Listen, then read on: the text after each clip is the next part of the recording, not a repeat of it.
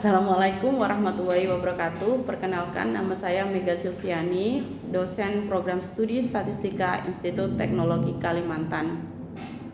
Video ini disusun sebagai bagian dari pernyataan diri dosen dalam unjuk kerja Tridharma Perguruan Tinggi PDD UKT-PT Sertifikasi Dosen 2026 pada aspek pembelajaran.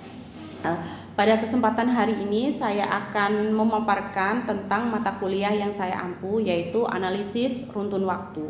Analisis runtun waktu berbobot 3 SKS yang ditujukan untuk mahasiswa program studi statistika semester 5. Nah, dan dilaksanakan sebanyak 16 kali pertemuan tatap muka, 14 pertemuan tatap muka untuk materi dan asistensi, kemudian 1 untuk UTS dan 1 pertemuan untuk UAS. Capaian pembelajaran lulusan dalam mata kuliah ini ada 4, yaitu CPL 1, CPL 5, CPL 6, dan CPL 8. Sementara untuk capaian pembelajaran mata kuliah ada 3, yaitu CPMK 1 mampu menjelaskan konsep analisis runtun waktu. Untuk CPMK yang kedua mampu menganalisis data runtun waktu untuk mengidentifikasi karakteristik data menggunakan pendekatan eksploratif menggunakan software ya.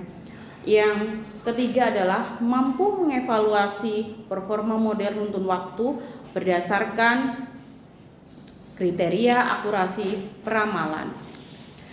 Adapun pokok bahasan dalam mata kuliah ini adalah yang pertama, pengantar analisis runtun waktu, 2, eksplorasi data analisis data runtun waktu, yang ketiga, proses stasioner, yang keempat, model runtun waktu yang stasioner, yang kelima, exponential smoothing, yang keenam, model runtun waktu non stasioner, yang ketujuh adalah pemodelan ARIMA atau autoregressive integrated moving average, dan yang terakhir adalah pemodelan SARIMA atau seasonal autoregressive integrated moving average. Untuk sistem penilaian pada mata kuliah ini ada beberapa. Yang pertama, tugas basar 5%, proyeknya untuk 55%, kemudian UTS dan UAS sebanyak masing-masing 15%, dan untuk sikap dan profesionalisme sebesar 10%.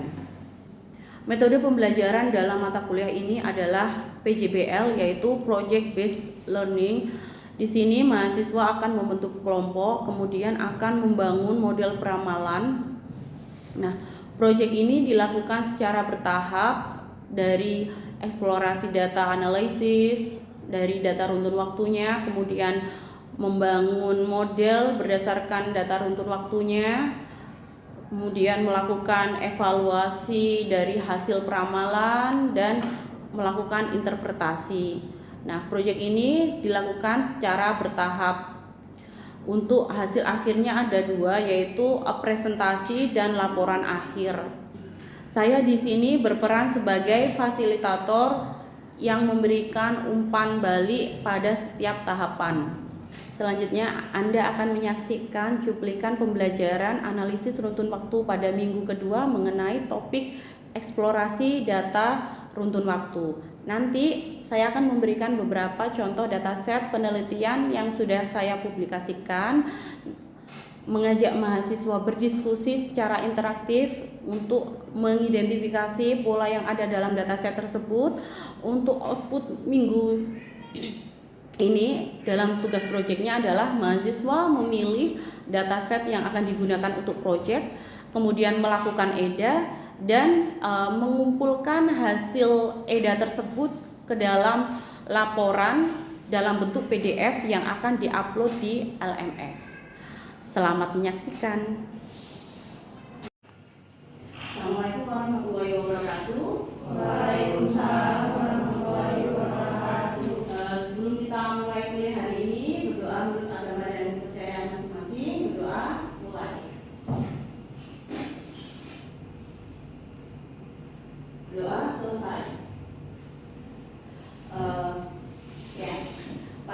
Di hari ini kita akan melanjutkan ya materi minggu kemarin.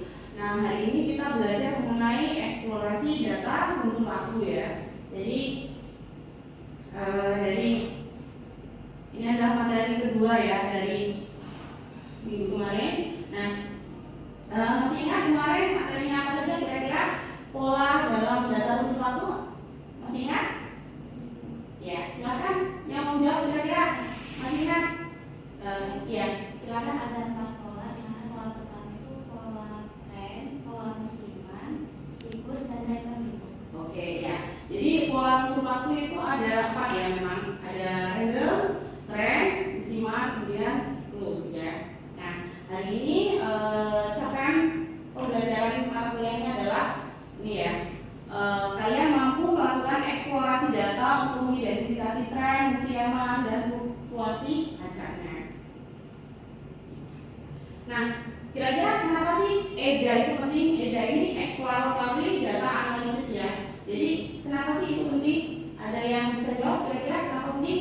Ya, jawab kan? Jadi EDA ini penting karena sebelum kita membuat model atau model peramalan perlu kita paham datanya. Nah, EDA ini membantu kita memahami data agar model yang dipilih itu lebih akurat dan tepat. Oke ya. Jadi memang ya EDA itu penting karena kita harus memahami pola dari data untuk waktu. Karena untuk memodelkan untuk waktu kita itu perlu memahami polanya, karena model-model yang ada di dalam untuk waktu itu berdasarkan pola dari datanya ya. Jadi berbeda dengan kayak regresi yang harus menentukan variabel, di dalam waktu kalian harus menentukan polanya dulu, dilihat di dalam datasetnya, kemudian kalian bisa menentukan model ini pola ini ya yang ada di dalam model ini cocok untuk metode ini gitu ya. Kemudian ini ya, karena untuk waktu ini adalah pertama kita harus mengumpulkan datanya dulu ya untuk melakukan analisisnya. Kemudian yang pertama melakukan EDA, kemudian sehingga kita bisa memilih model yang tepat, entah itu A5, S5 atau model yang lain. Kemudian melakukan forecast dan kita menghasilkan peramalan yang bisa membuat keputusan atau kebijakan nanti di masa yang akan datang. Kira-kira seperti apa sih? Ya. Nah, ini ada beberapa contoh dari dataset penelitian yang sudah saya publikasikan. Ya, yang pertama ini adalah dataset dari PDRB Provinsi Bali, sektor penyedia akomodasi makan, minum, ini ya PDRB yang ADHB. Jadi berdasarkan harga berlaku. Nah, kira-kira ada yang bisa menjelaskan pola dari dataset ini? Iya, silakan. Itu awalnya polanya itu dari tahun 2010 sampai 2019 itu mengalami kenaikan, lalu turun pada tahun 2020 mungkin karena COVID. Oh ya, ya ini kita bisa lihat ya kalau ini memang secara sekilas memang ya cenderung mengalami tren. Nah, karena dia dari tahun ke tahun ya tiap triwulan itu selalu mengalami tren ya. Tapi kalian bisa juga melihat di sini ada pola yang tidak terlalu terlihat ya. Itu pola musiman. Nah, kita bisa melihat ya setiap tahun di periode ketiga ya. Jadi ketiga mau keempat itu pasti mengalami kenaikan kemudian penurunan ya. Jadi 1, 2, 3, 4 kemudian habis keempat dia pasti selalu turun ya.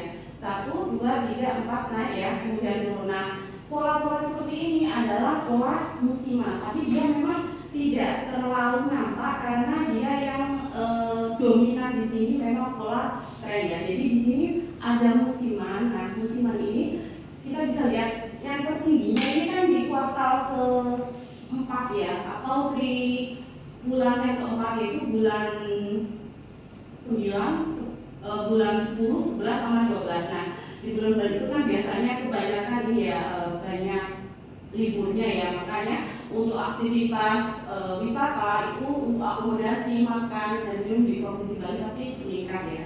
Kemudian karena adanya COVID ya di awal tahun 2020, makanya di sini habis sekitar 15 juta gitu ya PDRB-nya ini dengan jutaan ya. signifikan ya.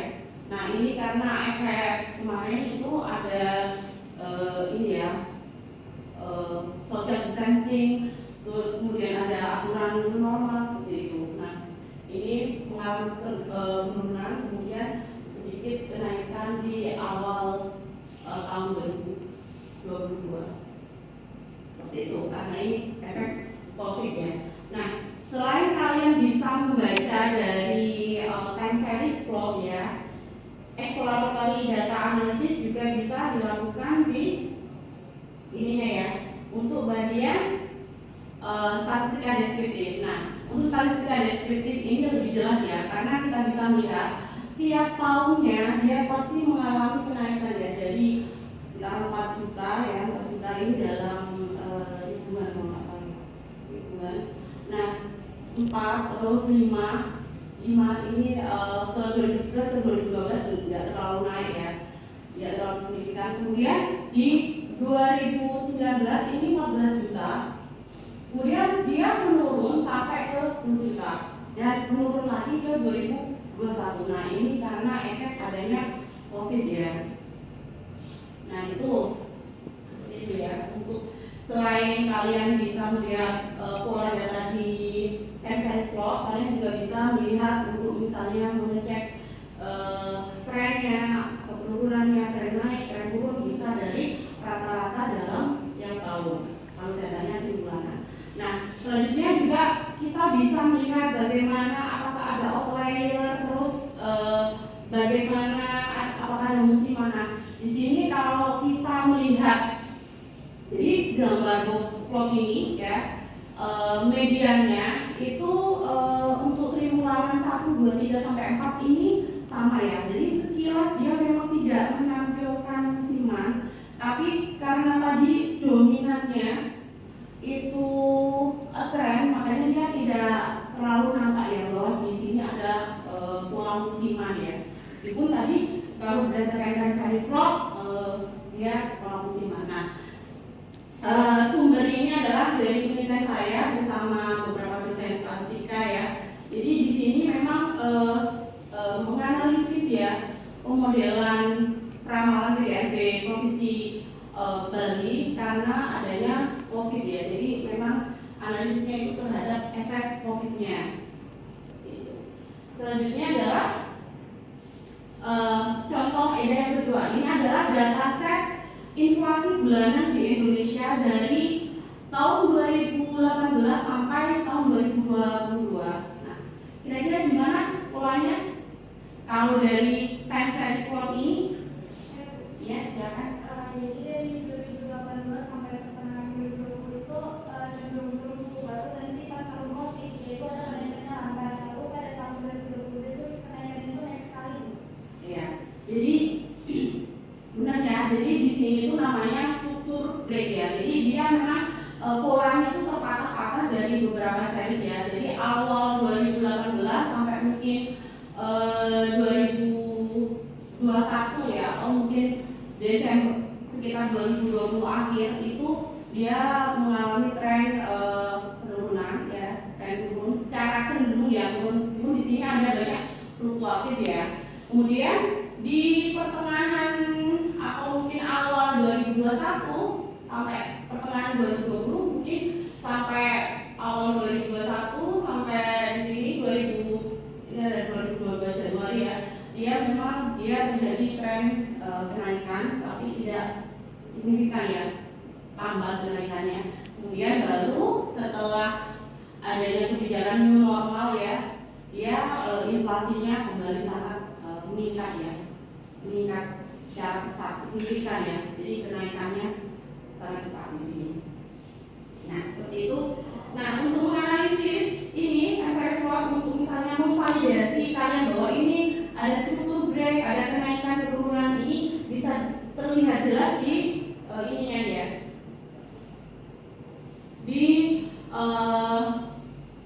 statistika deskriptifnya ya. Jadi kita bisa lihat di 2020, 2019 dia cenderung turun ya sampai tahun 2020 ya.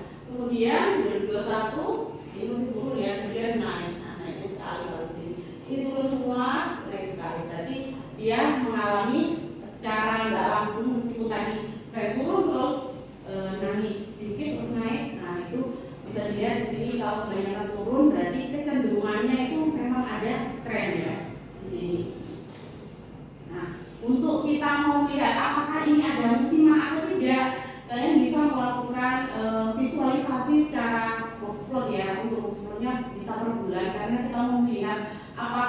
lokasi ini ada bulanannya itu berbeda atau tidak gitu ya. Nah, di sini kalian bisa lihat titik tengah atau garis tengah untuk median untuk masing-masing bulan. Di sini dia hampir sama ya di sekitar ini. Nah, ini karena hampir sama ya titik tengahnya, mediannya ini cenderung dia tidak musiman ya. Jadi tidak musiman karena tadi memang dalam satu tahun itu polanya itu tidak mengulang, jadi tidak ada musiman. Jadi pola musiman itu karena biasanya dalam satu periode, kalau ini datanya bulanan berarti periode musimannya kan pasti satu bulanan dalam satu tahun ya. Jadi dilihat pola setiap tahunnya apakah sama. Nah, kalau pola setiap tahunnya itu berbeda, itu berarti tidak musiman seperti itu. Nah, contoh terakhir ini adalah dari penelitian saya juga bersama dosen elektro ya, mengenai peramalan beban listrik rumah tangga ya. Jadi beban listrik rumah tangga di salah satu kota di Jawa Timur dari Januari 2016 sampai dengan 2020 Desember ya. Jadi, nah kira-kira gimana kalau data seperti ini? Ada yang bisa jawab ya? Izin menjawab. Jadi terlihat bahwa dari time series plotnya per bulan pada bulan Februari itu mengalami penurunan di setiap tahunnya. Lalu terlihat pula tren naik walaupun tidak signifikan di tahun 2016 hingga 2019. Ya, dari sini kalian bisa lihat memang tiap tahun di Februari itu dia selalu terjadi titik terendah ya, karena ini adalah beban listrik ya, beban listrik dimana dia itu total ya, nilainya total, sehingga karena Februari itu jumlah harinya itu 28 hari ya, hanya bisa 29. Jadi kalau misalnya total ya jumlah hariannya berapa, kalau misalnya di total karena datanya itu untuk Februari kecil ya harinya, makanya selalu kecil. Nah, karena adanya tiap tahun mengulang di Februari itu kecil ya, itu adalah cenderung dia musiman. Dan kalau dilihat di sini ya, tadi seperti apa kata Erza ya, di sini itu memang peningkatannya itu nggak tajam, tapi kita lihat kecenderungannya kalau di akhir itu memang meningkat ya, tapi dia nggak terlalu signifikan. Nah, untuk memastikan adakah peningkatan atau tidak, ini bisa juga dilihat di statistika deskriptifnya ya. Jadi tahun 2016, 17, 18, 19 itu dia rata-ratanya ini turun sedikit kemudian naik dan ada. Dan di 2020 tadi kayaknya juga mengalami kenaikan, cuma di sini karena untuk testing ya 2020 jadi mungkin kemarin nggak sempat ditampilkan. Kemudian ini medianya juga kalau kita lihat di tahun 2017 memang dia sempat turun ya, mungkin karena adanya pemadaman seperti itu biasanya ya. Kemudian di 18 dan 19 dia mengalami kenaikan karena dia turun satu kali tapi naiknya beberapa kali ya, karena onnya itu cenderung naik kan, jadi ya memang polanya tren ya. Nah, untuk kita mempertegas pola musiman, kita bisa melihat box plot tiap bulannya. Ya. Nah, di sini kalian bisa lihat box plotnya untuk garis tengah media ya, tiap bulan dia untuk yang Februari memang dia berbeda dengan kelompok yang lain, sehingga kita bisa memastikan bahwa memang data beban listrik rumah tangga itu di sini memang dia musiman. Dan ini kalau secara box plot keseluruhan cuma ada beberapa 4 titik outlier ya. Jadi mungkin ini karena adanya pemadaman atau saat wilayah berkurang ya, di bulan Februari. Kemudian biasanya nilai tertinggi dari di akhir bulan ya. Kalau kita bisa lihat di sini akhir dan di bulan Mei ya kenaikannya. Mungkin titik outlier itu kalau yang di bawah pasti Februari, kalau di atas kalau nggak sekitar di bulan Mei ataupun di Desember. Nah, untuk datasetnya kalian bisa men-scan QR code ya di sini. Dataset dari sistem QR-nya untuk analisis penelitian di sebelumnya itu kalian bisa scan di sini. Nah, minggu kemarin kalian sudah saya minta untuk membuat kelompok ya, untuk membuat kelompok. Nah, sekarang saya berikan temanya untuk penugasan proyek ini. Jadi tugas proyeknya adalah bagaimana perekonomian Indonesia ke depan. Nah, kalian bisa memilih salah satu indikator ekonomi di Indonesia. Ini hanya sebagai contoh ya, misalnya inflasi. Tadi kan sudah nilai inflasi ya. Ini nilai tukar, bisa juga value UMKM ataupun indeks harga saham gabungan ya, jadi IHSG.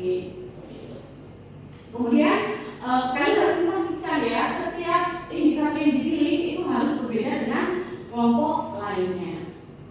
Nah, seperti itu ya. Jadi nanti kalian harus diskusikan dataset apa yang kalian gunakan ya untuk mengerjakan tugas besar nanti.